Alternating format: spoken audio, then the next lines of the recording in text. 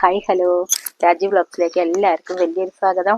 അമ്മ ആദ്യം ചോദിക്കട്ടെ, എല്ലാവരും ഗുരുവായൂർ ഏകാദശി നോറ്റുവോ? അമ്മ ഒരു ഷോർട്സ് ആണ് ചെയ്തിരുന്നത്. ഒരു കുട്ടി അമ്മോട് ചോദിക്കുക, അമ്മയെ ഗുരുവായൂർ ഏകാദശിയുടെ ഒന്ന് വീഡിയോ വിടുമെന്ന്. അപ്പൊ അമ്മ പെട്ടെന്ന് ഒരു ഷോർട്സ് വിട്ടതാണ് കേട്ടോ. അപ്പൊ ഇപ്പൊ നമ്മൾ പറയാൻ പോണത് എന്താ, തൃപ്രയാർ ഏകാദശിയെ കുറിച്ചാണ്. അപ്പൊ തൃപ്രയാർ ഏകാദശി എന്നാ വരുന്നത് 2025 ഡിസംബർ 15 തിങ്കളാഴ്ച. അപ്പൊ ആരും മറക്കണ്ട, അമ്മ മുന്നേ വീഡിയോ ചെയ്യണേ. എല്ലാരും നമ്മുടെ വീഡിയോ കണ്ടിട്ട് അതുപോലെ ചെയ്യണം. ഓക്കെ. അപ്പൊ ഞാൻ ആദ്യം പറയുന്നുണ്ട്, ഏകാദശി എന്ന് പറഞ്ഞാൽ ഉപവാസമാണ് കേട്ടോ. അപ്പൊ നമ്മള് ഗുരുവായൂർ ഏകാദശി നോറ്റ പോലെ തന്നെയാണ് 3 ദിവസം എടുക്കണുണ്ട്. മനസ്സിലായില്ലേ? ഏകാദശിയുടെ തലേ ദിവസം, ഏകാദശിയുടെ പിറ്റേ ദിവസം, ഏകാദശി ദിവസം. അപ്പൊ ഏകാദശിയുടെ തലേ ദിവസം എന്താ ചെയ്യേണ്ടത് നിങ്ങൾക്ക് അറിയേണ്ട കാര്യം ഞാൻ അമ്മ പറയാണ് കേട്ടോ.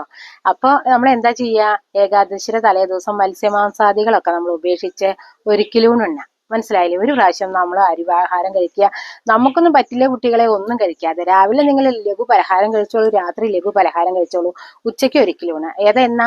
ഏകാദശിയുടെ തലേ ദിവസം. ഏകാദശി എങ്ങനെ നോൽക്കുക? നമ്മള് രാവിലെ കാലത്ത് എണീറ്റ് നമ്മൾ തുളസി തീർത്ഥം കുടിച്ച് തുടങ്ങുക. മനസ്സിലായില്ലേ? അപ്പൊ നമ്മൾ എന്ത് വേണം അന്നത്തെ ദിവസം? രാവിലെ മഞ്ഞൾ വെള്ളവും ഉപ്പും ഒക്കെ ഉപയോഗിച്ച് വീടൊക്കെ അടിച്ചു തുടയ്ക്കുക. അല്ലാത്തവര് പുണ്യാഹശുദ്ധം നടത്തുക, അടി തുടയൊക്കെ കഴിഞ്ഞിട്ട്. അതും സാധിക്കാത്തവര് ചാണകശുദ്ധം. അതൊന്നും സാധിക്കാത്തവര് എന്ത് ചെയ്യണം, നമ്മളെ റോസ് വാട്ടർ ഉണ്ടാവില്ലേ നമ്മളെ വീട്ടില്, അതൊന്ന് വീട്ടിൽ കൂടെ ഒക്കെ ഒന്ന് തളിക്കുക. കാരണം നമ്മള് കുറച്ചു ദിവസം മുന്നേക്കെ മത്സ്യമാംസാദികൾ വെച്ച് അടുക്കളയായിരിക്കും അല്ലേ. അപ്പൊ അന്നത്തെ ദിവസം അതിന്റെയൊക്കെ എല്ലാം പൊക്കോട്ടെ വിചാരിച്ചിട്ടാ. അപ്പൊ നമ്മൾ ചിലവരൊക്കെ ഉണ്ട് കേട്ടോ, പ്രധാനാണ് ഉപ്പിന്റെ പാത്രം നമ്മൾ മാറ്റും. കാരണം ഉപ്പില് നമ്മൾ അറിയാതെ കൈയിട്ടിട്ട് ഉപ്പ് എടുക്കണവരുണ്ട്, സ്പൂൺ ഇടാത്തവരുണ്ട്. അപ്പൊ നമ്മൾ മത്സ്യമാംസാദികളൊക്കെ എടുത്ത ഉപ്പ് നമ്മൾ ബാക്കി ഉപയോഗിക്കാൻ പാടില്ല എന്നുള്ളതാ. ബാക്കി പച്ചക്കറിയൊക്കെ നമ്മൾ അന്നന്ന് കൊണ്ടുവരുന്നതാണ് അല്ലെ. ഈ ഉപ്പ് സ്ഥിരതയാണ്. അപ്പൊ ആ ഉപ്പും മുളകൊക്കെ നമ്മൾ മാറ്റിയെടുക്കുക വെച്ചാൽ അത്രയും നല്ലത്. അതൊക്കെ സാധിക്കുന്നത് പോലെ കേട്ടോ. ഇതിലൊക്കെ ഏറ്റവും പ്രധാനം എന്താണെന്ന് നിങ്ങൾക്ക് അറിയുമോ? ഭക്തി. ഭക്തിയിലപ്പുറത്തെ ഒന്നുമില്ല മക്കളെ. നിങ്ങൾക്ക് സാധിക്കണ പോലെയൊക്കെ ചെയ്യാം. ഞാൻ പറയണ്ട, എന്നാ അസുഖാണ്. ഏകാദശി ദിവസം നമ്മളിങ്ങനെ തുളസി തീർത്ഥം കുടിച്ച് തുടങ്ങി വെച്ചിട്ട് നമ്മൾ അന്ന് ഉപവസിക്കണവരുണ്ട്. അത് ആരൊക്കെ സാധിക്കുന്നവർക്ക്, പൂർണ്ണ ആരോഗ്യമുള്ളവർക്ക് ഉപവാസം നല്ലതാണ്. മനസ്സിലായില്ലേ? അപ്പൊ മരുന്നും ഗുളികകളും ഇല്ലാത്ത ആരും ഇല്ല അല്ലെ. അപ്പൊ ഒന്ന് നമ്മൾ അന്നത്തെ ദിവസം നമ്മൾ എന്ത് ചെയ്തോളൂ, അരിയാഹാരം ഉപയോഗിക്കാതിരിക്കുക. മനസ്സിലായില്ലേ? പഴങ്ങളും പാലും പച്ചക്കറികളും ധാന്യങ്ങളൊക്കെ കഴിക്കുക. ധാന്യങ്ങൾ കഴിക്കരുതെന്നാ പറയുന്നത്. പക്ഷെ അതും നമുക്ക് ചിലവർക്ക് പറ്റണില്ല, ഗുളിക ഉണ്ടാവും അല്ലെ. അപ്പൊ നിങ്ങൾ ചെറിയ തോതിൽ ഗോതമ്പരി, മനസ്സിലായില്ലേ, ഗോതമ്പരി ഉപയോഗിക്കാം, റവ ഉപയോഗിക്കാം. ഒന്നില്ലെങ്കിൽ ഗോതമ്പത്തിന്റെ പൊടി കൊണ്ട് കലക്കി ദോശയെങ്കിലും ഒന്ന് കഴിക്കണം. കാരണം പിറ്റേ ദിവസം ആസ്പത്രിയിൽ പോയി അഡ്മിറ്റ് ആവാൻ പറ്റില്ല. ഭഗവാനോടുള്ള ഭക്തി വേണേനി ഏകാദശി നോൽക്കും വേണം. അപ്പൊ നിങ്ങൾക്കൊക്കെ ഏറ്റവും സൗകര്യം, ആരോഗ്യം കമ്മിയുള്ള ആൾക്കാർക്ക് ഒരു നേരെങ്കിലും നമ്മൾ എന്തെങ്കിലും ഒരു എന്താ പറയുക, ലഘു ആഹാരം കഴിക്കുക.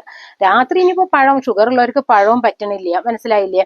അപ്പൊ നമ്മൾ സലാഡോ എന്തെങ്കിലും കഴിച്ച് നിൽക്കാൻ പറ്റണവർ അങ്ങനെ ചെയ്യുക. അല്ലെങ്കിൽ ഒന്നും വേണ്ട, ഒരു കഷ്ണെങ്കിലും കോറട പുട്ടോ എന്തെങ്കിലും ഒന്ന് കഴിച്ചിട്ട് നമ്മള് ദിവസം അങ്ങനെ ഏകാദശി ദിവസം അങ്ങനെ ചെയ്യാം. പിന്നെ നമുക്ക് പുഴുക്കുകളൊക്കെ, നമുക്ക് പറ്റണ സാധനങ്ങളൊക്കെ ഇട്ട് നമുക്ക് പുഴുക്കും അങ്ങനെ എന്തെങ്കിലുമൊക്കെ ഉണ്ടാക്കി എല്ലാവരും കഴിക്കുക. പിന്നെ അപ്പൊ അന്ന് തൃപ്രയാറിലത്തെ പ്രത്യേകത നിങ്ങൾക്ക് അറിയില്ലേ? നമ്മളുടെ ശ്രീരാമ ഭഗവാനെ ഖരനെ വധിച്ചിട്ട് ചതുർബാഹിയായിട്ട് ആണ് അവിടെ തൃപ്രയാർ പ്രതിഷ്ഠ. മനസ്സിലായോ? അപ്പൊ ആ തൃപ്രയാർ ഏകാദശി പ്രധാനം നമ്മളെ ശ്രീരാമന് വേണ്ടിയിട്ടാണുള്ളതാണ് കേട്ടോ. നമ്മൾ എടുക്കണത് ശ്രീരാമ ഭഗവാന് വേണ്ടിയിട്ടാണ്. അപ്പൊ അന്ന് അവിടെ എന്താ പ്രധാന വഴിപാട് നിങ്ങൾക്കറിയാം? തൃപ്രയാർ പോകാൻ പറ്റുന്നവരുണ്ടാവും, ഭാഗ്യശാലികളൊക്കെ ഉണ്ടാവും. അങ്ങനത്തെ അന്നത്തെ ദിവസം അവിടെ ചെന്നിട്ട് മീനൂട്ട് നടത്തിക്കോളൂ. മീനൂട്ട് നടത്തുക എന്ന് പറഞ്ഞാൽ നിങ്ങൾക്ക് അറിയാലോ, ആദ്യത്തെ അവതാരം നമ്മളെ മത്സ്യാവതാരാണ് മഹാവിഷ്ണുവിന്റെ. അപ്പൊ അതിനോട് അനുബന്ധിച്ചിട്ടാണ് അവിടുത്തെ കുളത്തിലെ മീനുകൾക്ക് നമ്മൾ അരിയും എന്തെങ്കിലുമൊക്കെ ഭക്ഷണങ്ങളൊക്കെ ഇട്ട് കൊടുക്കുക. ഒരു മീനൂട്ട് വഴിപാടുണ്ട് അവിടെ, അത് ചെയ്തോളൂ. അതും ചെയ്യാം. പിന്നെ നമ്മൾ വെടി വഴിപാട് കഴിക്കാം. വെടി വഴിപാട് എന്ന് പറഞ്ഞാൽ നിങ്ങൾക്ക് അറിയോ, നമ്മളെ ഹനുമാൻ സ്വാമിക്ക് ഇഷ്ടമാണ് വെടി വഴിപാട്. അപ്പൊ ശ്രീരാമ ഭഗവാന് ഹനുമാൻ സ്വാമിയോടുള്ള സ്നേഹപ്രകടനം കൂടിയാണ് അന്നത്തെ ദിവസം നമ്മൾ അവിടെ വെടി വഴിപാട് കഴിച്ചാൽ. അപ്പൊ നിങ്ങൾ അവിടെ പോകാൻ പറ്റുന്ന ഭാഗ്യശാലികളൊക്കെ വെടി വഴിപാട് കഴിക്കുക. പിന്നെ അന്നത്തെ ദിവസം അവിടെ എഴുന്നള്ളത്തുണ്ട്, ഭഗവാൻ ശ്രീരാമ ഭഗവാന്റെ എഴുന്നള്ളത്തുണ്ട്. അപ്പൊ അവിടെ ആനയൊക്കെ ഉണ്ട് കേട്ടോ അന്നത്തെ എഴുന്നള്ളത്തിന്. അപ്പൊ അതൊക്കെ അവിടെ പ്രധാനമാണ്. അപ്പൊ അവിടെ പോകാൻ പറ്റുന്നവരൊക്കെ അവിടെ പോയിട്ട് ഇതൊക്കെ കഴിക്കുക. അല്ലാത്തവരൊക്കെ നമ്മളിങ്ങനെ അമ്മ പറഞ്ഞ പോലെയുള്ള ഏകാദശിയൊക്കെ നോൽക്കുക. പിറ്റേ ദിവസം നമ്മൾ ദ്വാദശി നോൽക്കരുത് എന്നാ മക്കളെ. പിന്നെ വേറൊരു കാര്യം, ഏകാദശി ദിവസം നിങ്ങൾ എല്ലാവരും ഉറക്കൊഴിയണം. ഉച്ചയ്ക്ക് ആരും മയങ്ങി പോവരുത് കേട്ടോ, ഉറങ്ങരുത്. രാത്രി ഉറങ്ങരുതെന്നാ പറയും ഉപവാസം എടുത്തവരെ.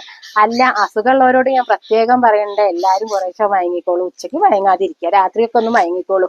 12 മണി വരെ 11 മണി വരെയൊക്കെ എന്തെങ്കിലും കണ്ടിരുന്ന് രാത്രി ഒന്ന് മയങ്ങിക്കോളൂ, അല്ലെങ്കിൽ പിറ്റേ ദിവസം നമുക്ക് തല തിരിഞ്ഞിട്ട് നീച്ച് നിൽക്കാൻ പറ്റില്ല. അപ്പോൾ ഏകാദശി വേണേനി നമ്മൾ ആരോഗ്യം ശ്രദ്ധിക്കും വേണം, മനസ്സിലായില്ലേ? നമ്മൾ ആരോഗ്യം ശ്രദ്ധിച്ചുകൊണ്ടുള്ള ഏകാദശി നിങ്ങളൊക്കെ നോക്കുക, അസുഖമുള്ളവരെ. ഇന്ന് അസുഖത്തിന്റെ ഒരു കൂമ്പാര കുട്ടികളെ അതുകൊണ്ടാണ് പറയുന്നത്. കാര്യമായിട്ട് നമ്മുടെ മഹാലക്ഷ്മി കുട്ടികളാവും ഈ വഴിപാട് ഈ ഏകാദശിയൊക്കെ നോക്കുക. നമ്മുടെ ലക്ഷ്മി കുട്ടികൾ അമ്മോട് ചോദിക്കാറുണ്ട്, അമ്മ എങ്ങനെ ഏകാദശി നോക്കണം എന്നൊക്കെ. അപ്പൊ അതിനും കൂടി ആട്ടോ അമ്മ ഒന്ന് ഏതോ നമ്മുടെ കുട്ടികൾക്ക് വേണ്ടിയിട്ട് അമ്മ പറഞ്ഞു തരുന്നതാണ്. അപ്പൊ അമ്മയെ വിശ്വാസമുള്ളവരൊക്കെ അതുപോലെയൊക്കെ ചെയ്യണം. പിന്നെ അന്നേ ദിവസം എല്ലാവരും ചെല്ലേണ്ട ഒരു മന്ത്രം അമ്മ പറയട്ടെ.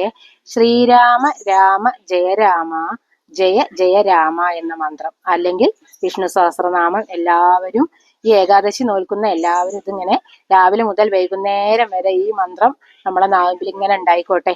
അതിന് ഇത്ര തവണ എന്നൊന്നുമില്ല കേട്ടോ. എത്ര തവണ നമ്മൾ ഈ മന്ത്രം ചൊല്ലുന്നുവോ അത്രയും നമ്മളെ എന്തുണ്ടെന്ന പുണ്യപ്രാപ്തിയിലേക്ക് എത്തും എന്നുള്ളതാണ് വിശ്വാസം.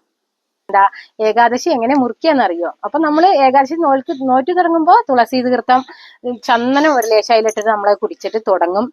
നമ്മൾ അവസാനിപ്പിക്കുമ്പോൾ ചോറുണ്ണ ഉച്ചയാകും, അരിയാഹാരം കഴിക്കാനും കുറച്ച് സമയമാകും. അപ്പൊ നമ്മൾ കുറച്ച് നേരത്തെ വേണം, ദ്വാദശി നോൽക്കാനേ പാടില്ല. അപ്പൊ നമ്മൾ രാവിലെ തുളസി തീർത്ഥം എടുക്കുക, പുതിയ വെള്ളത്തിൽ തുളസി ഇടുക, എന്നിട്ട് അതിന്റെ കൂടെ ഒരു മണി അരി നമ്മളെ കയ്യിലേക്ക് എടുക്കുക, അല്ലെങ്കിൽ കിണ്ടിയിലിട്ടാലും മതി, അല്ലെങ്കിൽ ഗ്ലാസ്സിലിട്ടാലും മതി, എന്നിട്ടാണ് സേവിക്കുക. അതോടുകൂടി നമ്മൾ ദ്വാദശി ഇല്ല, ഏകാദശി നോൽമ്പ് കഴിയുകയും ചെയ്തു, മനസ്സിലായില്ലേ? അപ്പൊ അങ്ങനെ നിങ്ങൾ നോൽമ്പ് അവസാനിപ്പിക്കുകയും ചെയ്യാം. പിന്നെ ഇപ്പൊ എന്താ അമ്മയ്ക്ക് പറയാനുള്ളത്?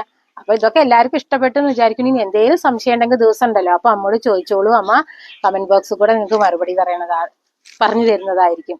അപ്പൊ എന്താ, ഇതൊക്കെ ഇഷ്ടപ്പെട്ടെങ്കിൽ എല്ലാവരിലേക്കും എത്തിക്കണം കേട്ടോ, ഷെയർ ചെയ്തിട്ട്. അപ്പൊ ലൈക്ക് ചെയ്യുക, സബ്സ്ക്രൈബ് ചെയ്യുക, കൂട്ടത്തിലെ ബെല്ലൈക്കനും കൂടി അനേബിൾ ചെയ്യുക. അപ്പൊ എന്താ, നമ്മുടെ ലക്ഷ്മി കുട്ടികളോടൊക്കെ ബൈ പറയാണ് അമ്മ. ബൈ.